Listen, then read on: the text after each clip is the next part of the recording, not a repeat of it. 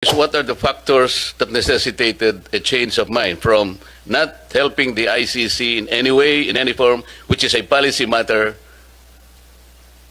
with the reverse? That happened. I'm not privy to that, Your Honor. Who is privy?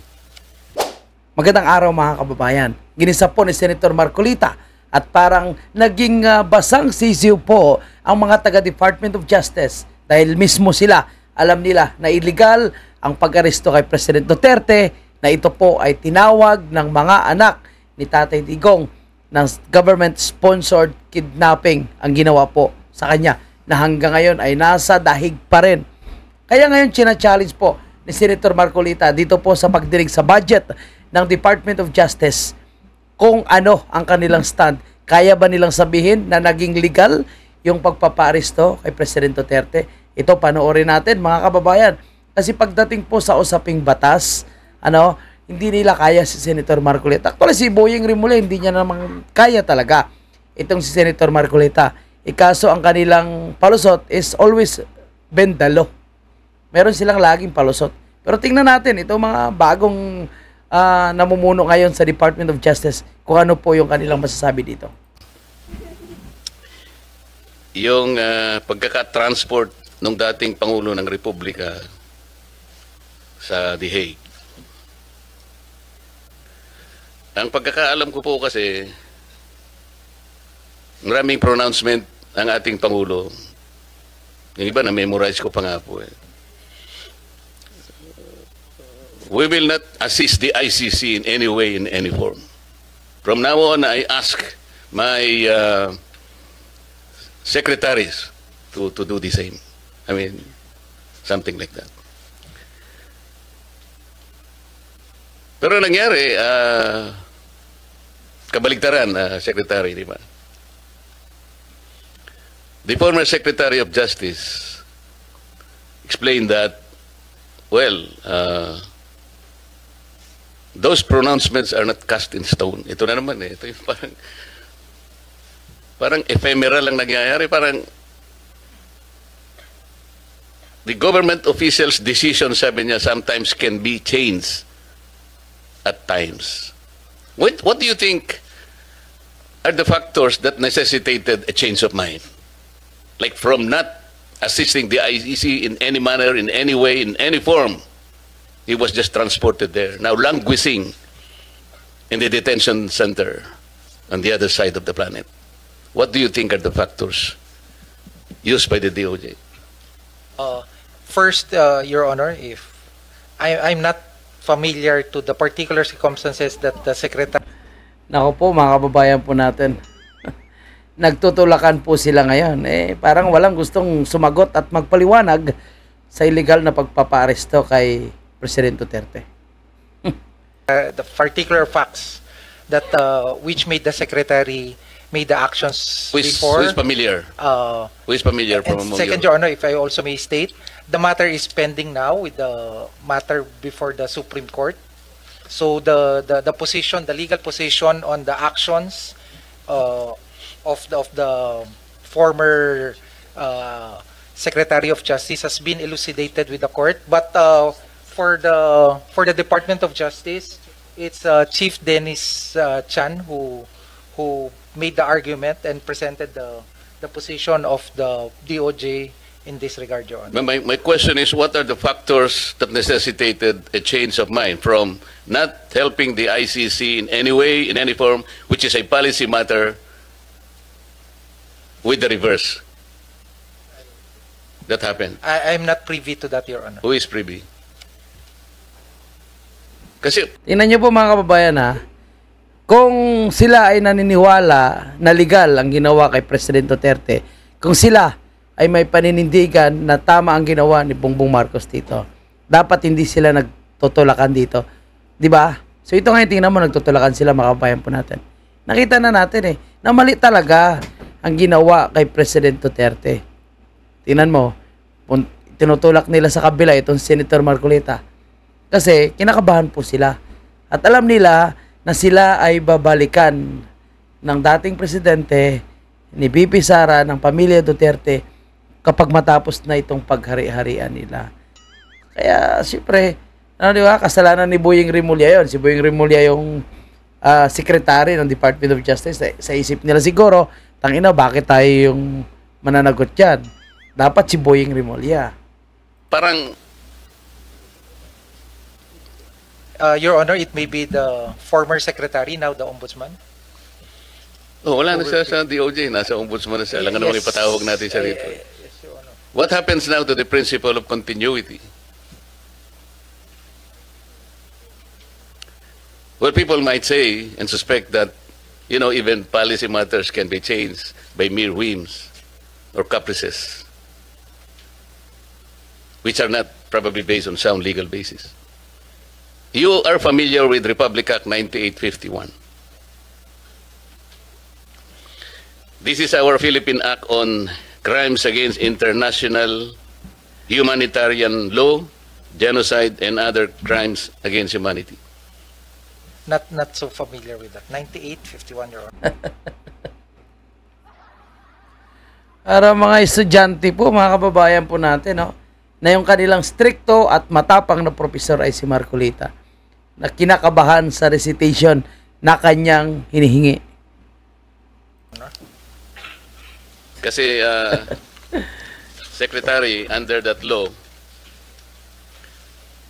ang jurisdiction po ng mga tao na nagkasala under this law, under Section 17 of that law, the state shall exercise jurisdiction over persons, whether military or civilian, suspected or accused of a crime defined and penalized under the Act, regardless of where the crime is committed, provided any of the following conditions is met. The accused is a Filipino citizen. The accused, regardless of citizenship or residence, is present in the Philippines, or the accused has committed the said crime against a Filipino citizen. So if these are the assumptions in the law, ang Pilipinas ay may jurisdiction. And under Section 18, the Philippine courts, prosecution, and investigators, the regional trial courts of the Philippines, shall have original and exclusive jurisdiction over the crimes punishable under this Act. Then po, if we consider the applicability of this law, bakit po na-transport yung dating Pangulo natin at hindi natin niliti sa sarili po nating jurisdiction? If with permission of the Honorable, may I refer to the Chief Dennis Chan?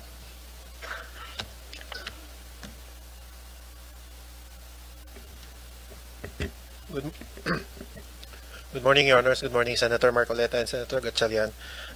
You are correct, Your Honor, that Section 17 on jurisdiction provides for the state exercising jurisdiction over persons suspected or accused of committing a crime penalized under RA 9851. The second paragraph of Section 17, Your Honors, does mention that in the interest of justice, the relevant Philippine authorities may dispense with the investigation or prosecution of a crime if another court or international tribunal is already conducting the investigation or undertaking the prosecution of such crime. Instead, the authorities may surrender or extradite suspected or accused persons in the Philippines to the appropriate international court, if any, or to another state pursuant to the applicable extradition laws and treaties. Your Honor, I believe this was the justification relied upon by the former Secretary of Justice in the action leading to the transfer of the former President, Your Honor. So, Mr. Chair, they are referring to the second paragraph of Section 17 of 9851. Is that correct? Yes, yes, Your Honor. Mr. Prosecutor, I noted that, but I think the colatilia is very, very clear. Pursuant to the applicable extradition laws and treaties. This is absent. So, how can Nako. Madadali talaga kayo kay Senator Marcolita. how can you invoke this? Wala na tayong treaty. We have just withdrawn from the Rome Statute. So this cannot be applied. Sunog po, mga kababayan natin. Is that correct? Your Honor, the way we interpreted that second sentence of instead the authorities may surrender or extradite, we see there two different actions to be taken by the state. It's either to surrender or to extradite, and then if it is to extradite, then it must be pursuant to an applicable extradition law or treaty. So the action taken, Your Honor, was surrender and not extradition. Pero ang sinasabi niya, pareho sila eh. Yung dalawang conditions na yun will be cuts under this pursuant to the applicable extradition laws and treaties. Wala tayong extradition law, wala na tayong treaty because we just withdrawn from the Rome Statute. Hindi mo pwedeng gamitin ito. Kaya dapat yung mag-a-apply is 9851. This is our own law. Okay lang naman dito eh. Can we not prosecute the former president kung talagang meron siyang kasalanan? Our National Prosecution Service, the judiciary, I think, is or are operating, and they're willing, they're competent enough to prosecute, adjudicate, and proceed with the trial. Hindi ba? Your Honor, with all apologies, I am not able to answer the question as to whether we can. So, di ba? Nakita nyo mga kababayan po natin, no? Umiiwas po silang sumagot, iniiwasan po nilang i-justify yung maling ginawa ng Department of Justice, yung maling ginawa ni Boying Rimulya, yung maling ginawa po nitong si Bongbong Marcos. Hindi nila kaya i-justify na tama talaga yung ginawa ng Department of Justice. Hindi nila kaya i-justify na tama ang ginawa ng gobyerno ng Pilipinas. So umiiwas po sila sumagot. Kasi kung nag-iiwas, ibig sabihin, ayaw nila na sila ay makorner. Pero sunog na sila dito eh. Hindi na mapaliwanag eh.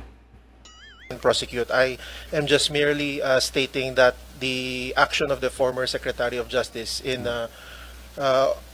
for the transfer of the former president to the ICC was premised on Section 17, RA 9851, under the second paragraph. Yes, but what I'm saying is you cannot use this one because of the absence of an extradition law and treaty. That is the point here. And Your Honor, that is the subject matter or among one of the issues that we raised in the, or that is being discussed in the Supreme Court petitions that were filed. Pero nangyari na kasi, dinala nyo na siya doon eh, under the false claim na pwede nyo gawin because of this. But you did not complete the whole statement. Kung kinonsider nyo yung pursuant to the applicable extradition laws and treaties, hindi dapat nangyari yun eh. So ngayon, kung halimbawa nag-argue kayo sa Supreme Court, nangyari na yun, ando na yung mama, di ba? Your Honor, if I may also explain, I have no knowledge or participation whatsoever in the events that. Hindi, okay naman yun, kaya tinuro ka kasi ni. So, hugas kamay po sila mga kababayan po natin. Kasi actually yung mananagot talaga dito nag-decision dyan ay si Boying Rimulya dahil siya po yung secretary ng Department of Justice that time and now ombudsman. So pagkatapos niya magkalat sa Department of Justice, ito na naman, magkakalat na naman po siya ngayon sa ombudsman, itong si Secretary Boying Rimulya bilang asong ulol ni Bongbong Marcos. Grabe, no? Kita niyo po mga kababayan po natin, mga abogado taga Department of Justice, parang naging estudyante na tinuturuan po ni Senator Marcolita dahil sila mismo, sa sarili nila mismo. Kaya hindi nila mapanindigan, hindi nila ma-justify na tama yung ginawa ng gobyerno natin, tama yung ginawa ng Secretary ng Department of Justice. Kasi nga po, alam nilang mali. So ngayon sinasabi nga nila na hindi sila nag-participate, wala po silang participation, kasi nga ayaw nilang managot or ayaw nilang masabit sa isyo na ginawa po nitong si Boying Rimulya.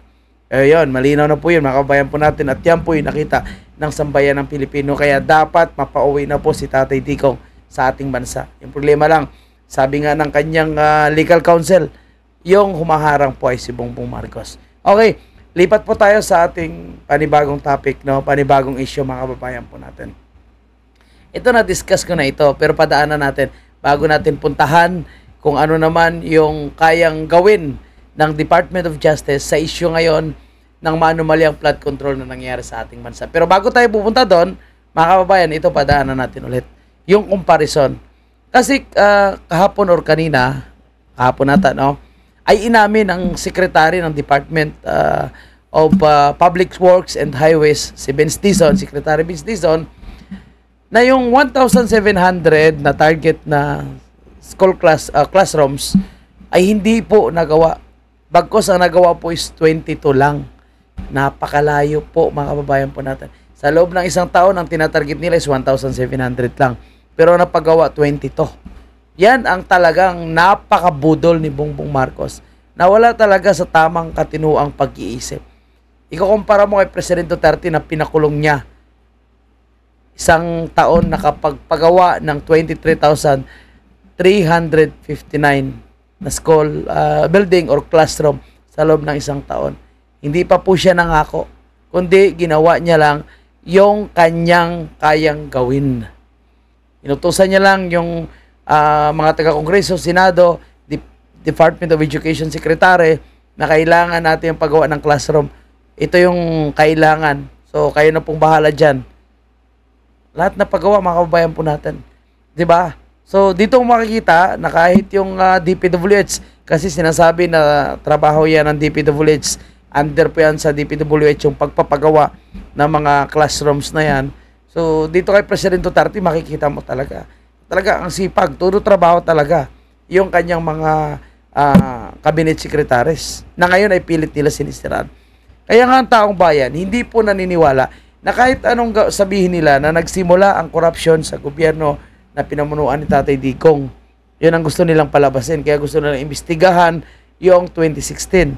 And now, si Senator Bongo ay pilit nila kinokonek, pilit nila dinadawit. And sa totoo lang, kanina nag-file din ng kaso itong si Trillanes, ang asong ulol, no? Na sinasabi nga ni Senator Bongo na may mga nagpipinance kay Trillanes. At kung sino yung nagpipinance kay Trillanes, yun din po yung mga taong involved sa pagnanakaw sa budget po ng flood control. Kaya napabayaan po yung ibang ahensya ng gobyerno, napabayaan yung mga classrooms na supposed to be kailangan din pukusan dahil sinasabi din ni Bongbong Marcos, talagang budol ito, na priority niya ang edukasyon ng bawat pamilyang Pilipino, na dapat lahat ng mga estudyante nag-aaral, pangarap niya daw na makapagtapos lahat.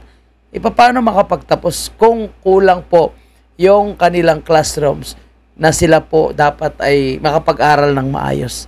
Nagsisiksikan yung mga bata sa masikip na classroom, mainit, dahil hindi po pinagawa ng gobyernong kurakot, magnanakaw, pati na rin po yung nakaupo na kanyang mga cabinet secretaries, mga congressman, mga kaalyado niya. Wala pong nangyayari. Napakalayo, dapat mahiya po sila sa kanilang sarili. Mga kababayan po natin, sabi nga ni Chavit Singson, mahiya ka naman, Mr. President, bumaba ka na sa iyong pwesto. Di ba? So, pero palagay ko si Bongbong Marcos walang hiya. Ang ginawa nga po sa Mindiola, no? Dinobli pa yung mga bakod. So, grabe, ilang layer yung bakod na nilagay po doon sa Mindiola. Anyway, mga kababayan po natin, lipat po tayo dito sa isang topic po natin. DOJ pa rin. Pero tingnan natin kung ano yung kanilang paliwanag sa tinatanong pa rin ni Senator Marcolita. Ano ba yung kanilang kayang gawin na para mapakulong, maparusahan itong mga taong sangkot sa pagnanakaw sa kaban ng bayan. Buo na po yung buo na po yung kulungan Pinagawa na po ni John Vic Remulla yung mga kulungan. Asan yung kulungan na yun? Hanapin natin dito. Meron na Kaso nakikita natin is, ito po, no? Nakikita natin, special treatment pa rin Ang ganda pa rin ng kulungan, no? Bagong pintura, maganda yung kama, maganda yung sahig. So, special treatment pa rin. Yung mga ordinaryong tao na nagkasala, kriminal, napatunayang guilty, nagsisiksikan sa kulungan. Yung mga magnanakaw na trilyon-trilyon ang ninakaw sa kaban ng bayan, social pa rin ang kanilang kulungan. Anyway, punta tayo dito sa topic natin, ha? Mga kabayan. Yung kasi po, kagaya po nung sinabi ni ASEC Jermar kanina, ang DOJ ay talaga namang sa yung ating principal law agency sang-ayon sa ating Administrative Code of 1987. Di ba, ma'am? Kaso po, kay Boyeng Remulla, yung DOJ is binding the law. Tayo dyan. Buti naman, natanggal na po sa dyan. Pero doon naman nagkakalat ngayon sa ombudsman. sinabi mo kanina. Sa napaka-importante po ng role na ginagampanan po ng DOJ. Earlier po in our work in the Senate, more particularly the Blue Ribbon Committee, this representation as the erstwhile chairman of the Blue Ribbon Committee tried his best to get to the bottom of the investigation. We're talking about the flood control anomalous projects. Ang sabi pa nga namin noon, sisisirin po namin yung bahana yan para makita natin ang mastermind. Napakahirap po ng... Kasi yung mastermind, nandyan lang po nakatira sa maraming wire. At yung dalawa is mukhang nagtago na. Tanginang yan. Objective na sinet ng inyong lingkod. Kasi ayoko naman ng na-pinpoint lang natin. Sabi ko nga, puro sap-sap lang o maliliit na isda. Dapat yung ma-target natin, yung pinakamalaking isda. Yun, tama. Kasi siya yung nanggulo ng sistema kung bakit nangyari sa atin ito. And so, I maximize the potential. Naisip po yung Witness Protection Program. Dahil sa hirap po ng pagpipinpoint ng utak talaga niyan, mangangailangan ka. So I floated the idea doon sa 15 contractors initially invited in the hearing. Ang sabi ko sa kanila, well, ano po ito, napakahirap po ng inyong kinasasadlakan ngayon sa investigasyon ito. Unang-una, yung offense po na ating pinag-uusapan is a major offense. Plunder nga po ang mangyayari rito. At least marami pang iba. So, kung gusto po ninyo na tulungan ng Estado, meron po tayong remedyo rito because this is legislative investigation. And under the Witness Protection Program, Section 4, sinasabi niya, kung gusto po ninyong tulungan ng Estado, mahirap po ang gagawin nyo, ngunit may nakalaan pong protection and benefit provided by law. So, nung pinload ko po yung idea na yon, dalawa po yung lumabas, yung mag-asawang Diskaya. And initially, he enumerated 17 members of Congress, House of Representatives. Ang nangyari po, kasi hiningi naman nila yung Witness Protection Program, so nung panahon ko po, I recommended that they be processed under the Witness Protection Program. So sumulat po ako sa Senate President, yun naman po yung dapat nagawin. Sa kamalasan naman po, yung araw din na yun, nagkaroon ng coup. So napalitan po ang Senate President, yung naging Senate President, ayaw niya na po. Ayaw niyang ituloy. At dahil nga po, merong... Wala paano ituloy? Si Tuta Soto kasabwat kasabwat sa mga propaganda at drama ni Bongbong Marcos at ni Martin Romualdez. Sinabi yung former Secretary of Justice, we cannot process them until and unless they return yung kanilang mga ninakaw, blah, blah, blah. So the new Senate President, pinangatawanan niya yun. Oh. Oo nga naman, sabi niya, the Secretary of Justice, sabi niya, that's a good policy. Kailangan mag-restitute muna sila before they can covered by the WPP. Paano po? How can we begin to even pretend that we know what to do and to help the state prosecute? Kung sasabihin na kahit nawala po sa batas, ipipilit halimbawa ng inyong dating secretary, na kailangan mag-restitute muna. I told him it is not a requirement under the law. But he insisted in saying, well, yeah, it's not in the law, but we can always agree on something like a good policy for the state. Do you agree with him? I agree with the position of Secretary Boying Rimulya, now the Gago, So, agree po siya, binding dalo. Ombudsman. Basically, it being one of the conditions. When we look at this, Your Honor, no, we're looking at on the ultimate objective paano yung Estado mananalo at mapapanagot itong mga to. Wala pa pong tapos sa pagpoproseso ng mga nakasalang na nag-a-apply po ng Witness Protection Program. Kasi kaakibat po sa pag-aaral na to, kasama rin po yung under the Witness Protection Program, kasama rin po sa pag-aaral ng atin pong prosecution team na yung paano kung pwede ba under Rule 119 naman pagpasok po. Marami pong iba't ibang binabalangkas at pinag-aaralan, Your Honor. At itong mga bagay na to, pwede pa pong makapagdagdag. Ipapasa ko kay Chief Dong at ito po ay aming masusing pinag-aralan at ilalahad niya po yung iba pa pong mga prosesong tinitimbang. Wala pa pong sarado, Senator. Lahat po ay tinitimbang pa. If with the permission of the Senator, Hindi, ang ibig kong sabihin, Opo. kung ipipilit na merong restitution kahit wala sa batas, so how can you process the application, for example, of the applicant? Kasi, kapag tinignan mo yung, I think the applicable section is section 10. Basahin mo yun, wala namang restitution. So, kung ipipilit natin that somebody should first restitute, doon pa lamang sa title ng batas, Secretary, it is all for the benefit, interest, and protection of the witness. To burden him or her with additional requirement which is not in the law. Hindi ko ba intindihan? How can you agree with that? Your Honor, ang tinitingnan po dito ay yung pangkalahatan. No, I'm talking about Opo. the WPP. Opo. What pang kalahatan ang sinasabi ninyo? Ang kailangan po kasi sa dulo nito, manalo po yung Estado laban Kaya manalo nga, po but before you do that, Opo. you have to proceed with the process. Yes, opo. So, paano siya mapaprocess? Kung ipipilit po na mag-restitute muna, for example, ano i-restitute niya? How much? Sino magkukompute? How can it be done? Sino ang magsasabi na ganito ang dapat niyang i-restitute? Meron na bang ano? Meron na bang pronouncement?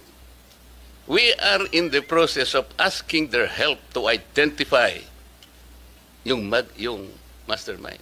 Opo. It cannot be done easily. Kaya nga natin ginamit ang batas na to to help the state.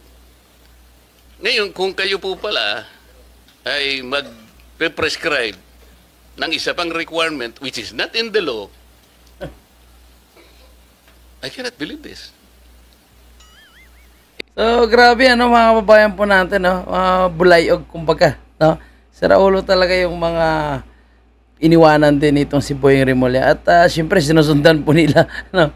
Yung panindigan ni Boying Rimulya. Eh, alam naman natin, Senator Marcolita, batas is batas, no?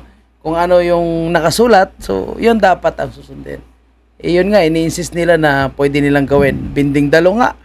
Sinabi ni Erwin Tolpo at pinaburan po nitong si Secretary Boying Rimulya nung siya pa ay nakaupo. Anyway, mga kababayan po natin, so mahabang discussion yan at medyo masyadong technical po yan. Lalong-lalo na, napakagaling po talaga ni Senator Marcolita. Pero, kumbaga, in layman's term, nakita na po natin na para kay Senator Marcolita, kung ano yung nakalagay sa batas, yun ang po yung susundin natin. Kung hindi nakalagay, di wag nating ipilit. Kaso yung Secretary Boying Rimulya, gusto niyang ipilit, no? At ang kanyang mga iniwan ngayon, yung mga sumusunod sa kanya, parang sinundan na rin ang kanyang nagiging decision. Pero siguro pagrespeto na lang kay Boying Rimulya. Pero palagay ko pwede magbago yan, lalong-lalo na nandyan po si Senator Marcolita na hindi po kapayag na i-bend ang law. Dapat kung ano nakasulat sa batas, yun ang susundin. So, abangan natin. Marami pang discussion yan. And speaking of Blue Ribbon, kanina nabanggit ni Senator Marcolita, no, na nagulat siya na nagkaroon ng kudita, change of leadership sa Senado at nagbago rin siyempre yung chairman ng Blue Ribbon Committee. Ito po yung hindi magandang balita na naman. Dahil ang drama ni Ping Lacson na siya ay lalabas, no, aalis muna siya bilang chairman ng Blue Ribbon at papalitan. So, walang tumanggap. Yun nga, no? Walang tumanggap mga kababayan po natin. At sinasabi ni Congressman Kiko Barsaga na si Risa Hontiveros daw yung papalit. So, kumuha siya ng parang kanyang short video. Pero ngayong araw sa isang media interview or National Radio and Television, ay sinabi po ni Tuta Soto na confirm na po mga kababayan po natin na yung magiging bago at babalik, bagong luma na chairman ng Blue Ribbon Committee ay itong si Ping Lacson mga kababayan. Pero, tingnan nyo po itong pasabog ni Congressman Kiko Barsaga. Na sinasabi ni Kiko Barsaga, according to the intelligence report, Senators Tito Soto, Ping Lacson, and GB Ejercito nakipag-meeting umano sa mga diskaya bago magkaroon ng desisyon na papayag itong si Ping Lacson na babalik bilang chairman ng Blue Ribbon Committee. Ang tanong, ano po ang kanilang napag-usapan? Ano po yung agreement na hiningi ng mga diskaya at ano naman yung pabor na hiningi po ni Ping Lacson bago po siya babalik as chairman ng Blue Ribbon Committee? May mga matitinding pasabog, may mga bagong script na naman ba? Kaya siya babalik? Babaliktad po ba yung mga diskaya para mabigyan sila ng pabor ng mga senador na ito? Naku po, mga kababayan po natin, no? Sana mali po yung ating iniisip. Baka mamaya yung unang sinabi nilang mga congressman, mapapalitan po yun ng mga senador. O mamaya is madidiin si Bongo, madidiin ang nakarang administration si Senator Mark Villar, no? Na gusto nilang idiin din sa iskandalo na yan. Kasi hindi naman sila makikipag-usap diyan kung wala po silang pakay sa mga diskaya. And alam natin yung mga diskaya po ay isa po sila sa susi para masolusyonan ang matitinding korupsyon nangyari sa ating bansa sa pamagitan ng pagkanta po nila ng katotohanan at tukuyin kung sino po yung mga nakikinabang kasabwat nila sa pagnanakaw sa budget ng flood control. And ako, sa totoo lang, kinakabahan ako dito pag si Ping Lacson ay babalik dahil alam naman po natin yung takbo ng kanilang investigation na ginagawa. Pero sabi ko nga, mga kabayan, no, siguro yung mga senador natin, alam naman nila kung anong tama. At hindi naman sila siguro papayag na binababoy na ang institusyon ng Senado, hayaan na lang nila na dapat baguhin na at dapat magpalit na ng liderato ng Senado bago pa po tuluyang masira na ang tiwala ng taong bayan sa Senado. Kasi si Ping Lacson wala akong tiwala. Napakalayo po ng investigation na kanyang ginawa sa nasimulan po ni Senator Marcolita. Sabi nga ni Senator Bongo na ngayon ay isa sa dinadawit, natumbok na natukoy na pinangalanan na pinangalanan na kung sino yung mga involved, sino yung mga kontraktor, natukoy na bakit ngayon bumabalik sa senador?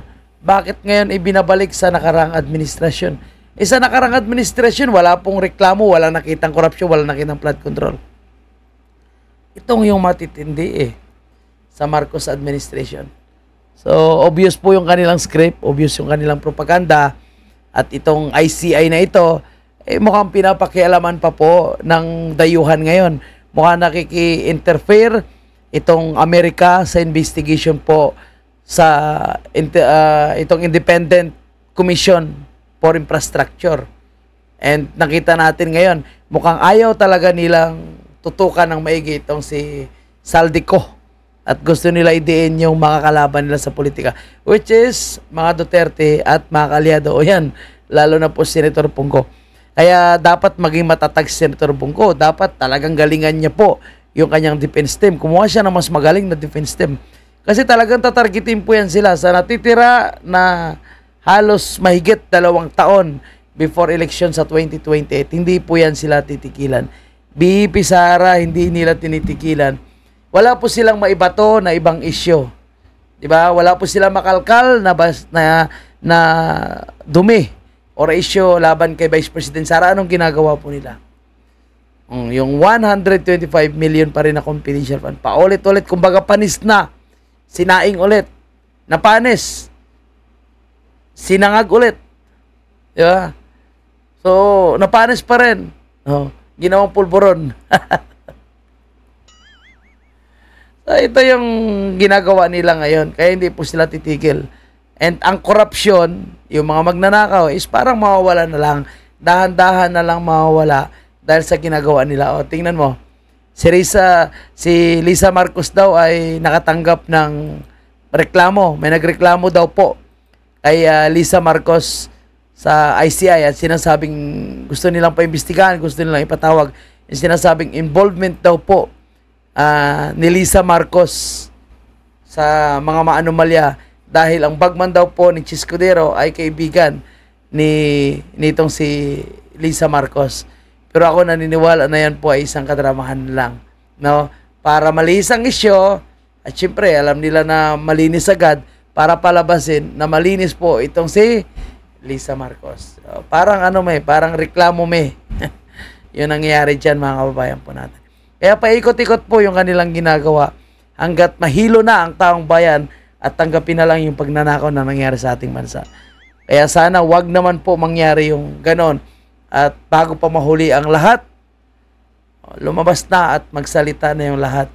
So, sa anomalya ng korupsyon nangyari sa ating bansa. Hindi pwede pa palagpasin ito eh. Kaya ako, believe ako dito kay Congressman Kiko Barsaga. Kahit may mga pananakot na, kasuhan, arestuhin siya, at kung ano-ano pa, yung mga pananakot na kanyang natatanggap, hindi po sumusuko. So, patuloy po siyang lumalaban. Pabayaan po ba natin siya? Pabayaan pa po natin yung United People's Initiative? How about yung MAISOG? Kaya dapat magkaisa yung lahat. Di ba? Okay. So, hanggang dito na lang muna yung ating reaction video. Sana nagustuhan nyo po. At kung umabot kayo dito, huwag kalimutang mag-like. And of course, mag-subscribe kung kayo po ay hindi pa nakasubscribe dito sa ating maliit na channel, mga kababayan. At maraming salamat sa lahat ng mga nagpapa-super chat, super thanks, membership. So, yung nagsisend po ng financial support sa ating personal na GCash account. Maraming salamat po. At sa mga nagbibigay din ng pagkain sa mga rally, nagbibigay ng tubig sa lahat ng mga attendees, sa mga vloggers, maraming salamat po sa inyong walang sawang pagsusuporta. At Diyos na yung bahalang magbalik ng tulong, suporta, pag-share nyo ng blessings, mga kababayan natin. Maraming salamat po.